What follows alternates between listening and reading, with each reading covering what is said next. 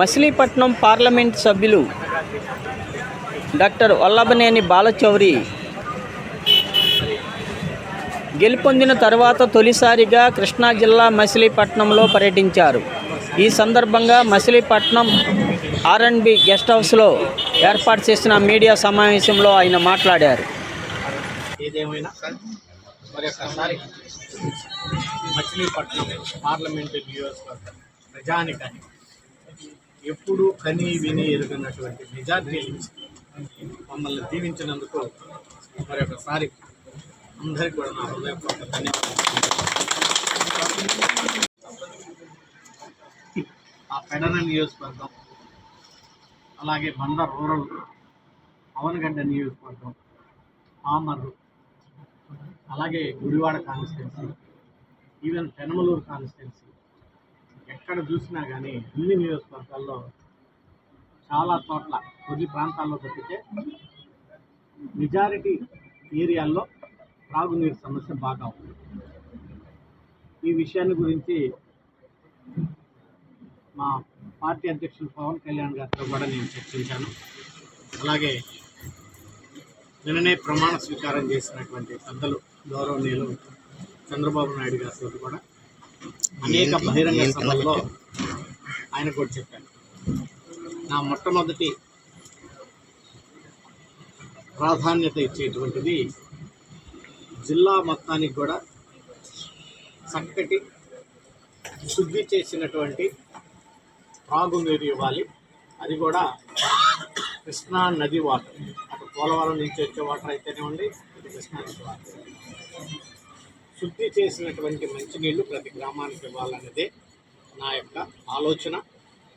అందులో నా పాత్ర చిన్న పాత్ర అయినా సరే నేను పోషించి పెద్దల దగ్గరికి వెళ్ళి రిక్వెస్ట్ చేసి కేంద్రం నుంచి దానికి మ్యాచింగ్ గ్రాంట్లు చేసుకొచ్చి మున్సిపాలిటీ అయితే మున్సిపాలిటీ అమృత్ 2 అనేటువంటి స్కీమ్ ద్వారా, అలాగే రూరల్ అయితే జల్ జీవన్ మిషన్ ద్వారా తీసుకొచ్చి వీళ్ళు ఇవ్వాల్సినటువంటి షేరు స్టేట్ గవర్నమెంట్ కూడా తీసుకొని ఆ స్కీమ్ ఎలా ఉండాలంటే ఏదో తూతూ మంత్రంగా మనం ఆ స్కీమ్ చేసి వదిలిపెట్టాలి. వచ్చే 50 సంవత్సరాలు ప్రజల అవసరాలను దృష్టిలో పెట్టుకొని, జనాభా పెరిగేదాన్ని కూడా దృష్టిలో పెట్టుకొని ఒక పకడ్బందీగా ఈరోజు 365 రోజులు ఫర్ ఎగ్జాంపుల్ 3 TMC వాటర్ అవసరం అనుకోండి, ఒక 5 TMC వాటర్ కెపాసిటీ పెట్టి రానున్నటువంటి రోజుల్లో కూడా అది ఉపయోగపడే విధంగా ప్లాన్ చేయాలి. దీన్ని అందరు శాసనసభ్యులతో కూడా కలిసి ఒక మీటింగ్ ఏర్పాటు చేసుకొని దీనికి చక్కగా తీర్చిదిద్దడానికి నా వద్ద నేను కృషి చేస్తాను. రెండో విషయం, పవర్ ఫైనాన్స్ కార్పొరేషన్ ద్వారా లోన్ తీసుకొచ్చి పోర్టుని డెవలప్ చేస్తాను. ఒక 1.5 ఇయర్స్లో నాకు తెలిసి ఆ పోర్టుని కంప్లీట్ చేసి దాన్ని ఇక్కడ ప్రజలకు అంకితం చేస్తాం. ఆ పెడన నియోజకవర్గం, అలాగే బందర్ రూరల్, అవనగడ్డ నియోజకవర్గం, పామర్రు, అలాగే Gudivada constituency, even Penamaluru constituency, ఎక్కడ చూసినా కానీ అన్ని నియోజకవర్గాల్లో చాలా చోట్ల కొద్ది ప్రాంతాల్లో తప్పితే మెజారిటీ ఏరియాల్లో త్రాగునీరు సమస్య బాగా ఉంది. ఈ విషయాన్ని గురించి మా పార్టీ అధ్యక్షులు పవన్ కళ్యాణ్ గారితో కూడా నేను చర్చించాను. అలాగే నిన్ననే ప్రమాణ స్వీకారం చేసినటువంటి పెద్దలు గౌరవనీయులు చంద్రబాబు నాయుడు గారితో కూడా అనేక బహిరంగ సభల్లో ఆయన కూడా చెప్పాను. నా మొట్టమొదటి ప్రాధాన్యత ఇచ్చేటువంటిది జిల్లా మొత్తానికి కూడా చక్కటి శుద్ధి చేసినటువంటి త్రాగునీరు ఇవ్వాలి. అది కూడా కృష్ణా నది వాటర్, అటు పోలవరం నుంచి వచ్చే వాటర్ అయితేనే ఉండి, ఇటు కృష్ణా నది వాటర్ శుద్ధి చేసినటువంటి మంచినీళ్లు ప్రతి గ్రామానికి ఇవ్వాలనేదే నా యొక్క ఆలోచన.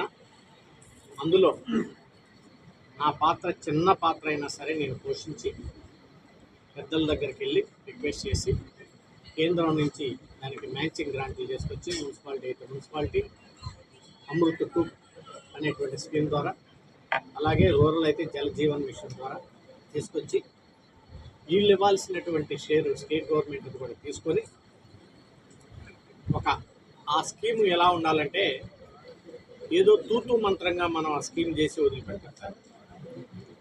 వచ్చే 50 సంవత్సరాలు ప్రజల అవసరాలను దృష్టిలో పెట్టుకొని, జనాభా పెరిగేదాన్ని కూడా దృష్టిలో పెట్టుకొని ఒక పకడ్బందీగా ఈరోజు 365 రోజులు ఫర్ ఎగ్జాంపుల్ 3 టీఎంసీ వాటర్ అవసరం అనుకోండి, ఒక 5 టీఎంసీ వాటర్ కెపాసిటీ పెట్టి రానున్నటువంటి రోజుల్లో కూడా అది ఉపయోగపడే విధంగా ప్లాన్ చేయాలి.